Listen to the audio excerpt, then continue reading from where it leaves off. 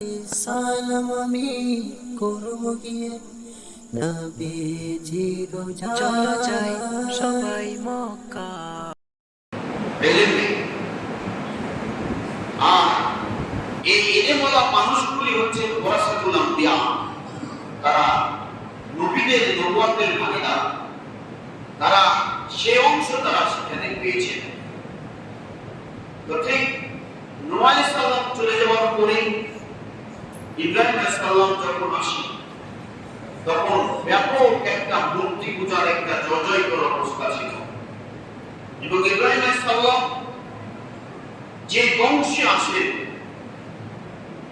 খোদ নিজের পিতাই হচ্ছে তার আবিষ্কারক,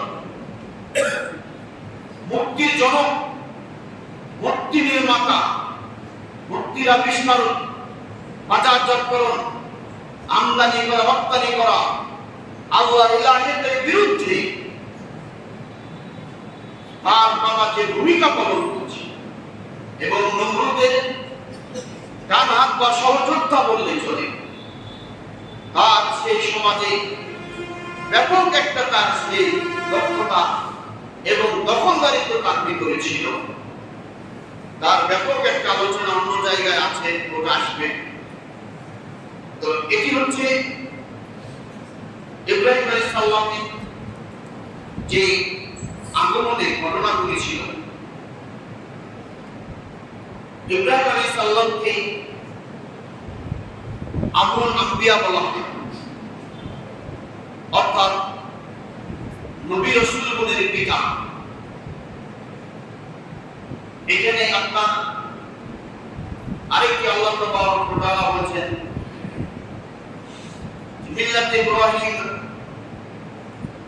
যে ওয়াসাম্মাকুমুল মুসলিমিন, যে মিল্লাত ইব্রাহিমের দ্বীন ইব্রাহিম, যে আল্লাহ তাবারক ওয়া তাআলা তাকে মুসলমান নামকরণ করেছেন।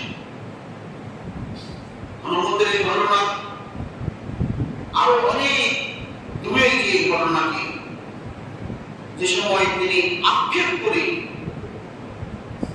বড় আফসোস করে তার স্ত্রীকে লক্ষ্য করে বলেছিল, আমরা এক জনপদ দিয়ে পার হয়ে যাচ্ছি, এই জনপদের যে আধিপত্য বিস্তার লাভ করেছে রাজা বাদশাহ, তার বড় আকাঙ্ক্ষা লিপ্সা আছে, তিনি একজন হচ্ছে কুরুচিপূর্ণ একজন লোক। অতএব আমরা এই জনপদ দিয়ে যাওয়া আমাদের নিরাপদ নয়, তবে আমাদের যাওয়ার জন্য যে পথটি নিরাপদ হবে সেটি হচ্ছে একটি বাক্যের মাধ্যমে।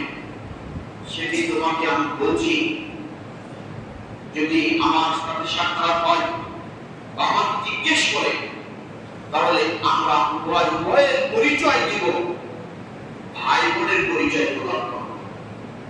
কারণ সেই সময় ভাই বোনের পরিচয় দিলে তার হাত থেকে রেহাই। কিন্তু সারা ছিল,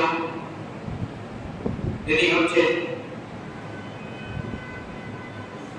উম্মুল আম্বিয়া, নবীদের মা, এবং সারা পৃথিবীর হাওয়া আলাইহিস সালামের পরে তিনি একজন দ্বিতীয় মহিলা। পৃথিবীর বুকে নারীর সৌন্দর্য বলতে যেটি বোঝায়, অপরূপ একটা সুন্দরী মহিলা, এবং তার সুন্দরতা দেখে এমন কেউ নেই যে প্রশংসা করে সেখান থেকে ফিরে আসতে পারে। সেই ক্ষেত্রে ইব্রাহিম আলাইহিস সালাম তাকে বললেন, সারা শুনে রেখো, আমি আর তুমি এই পৃথিবীতে মুসলমান। তখন আর কেউ মুসলমান ছিল না, আমি আর তুমি দুইজনই আমরা মুসলমান। এখানে আমাদের বড় দিনক্ষণ অপেক্ষা করতে হচ্ছে, আমরা পরিচয় দিব আমরা ভাই বোনে। তিনি তিন জায়গাতে তিনি তাওরিয়া করেছিলেন, যেটিকে আমরা কৌশল বলে থাকি। তাদের একটি জায়গায় ইব্রাহিমকে যখন জিজ্ঞেস করা হলো তোমার সাথে মহিলাকে, তখন তিনি বললেন যে তিনি হচ্ছেন আমার বোন। এরপরে সারাকে যখন জিজ্ঞেস করা হলো তোমার সাথে কে, তো বলছে ওটা আমার ভাই। তারপর সে সময়ে নমরুদ বাহিনী হাত থেকে সারা ভাই পাঠায়। ঘটনা অনেক লম্বা।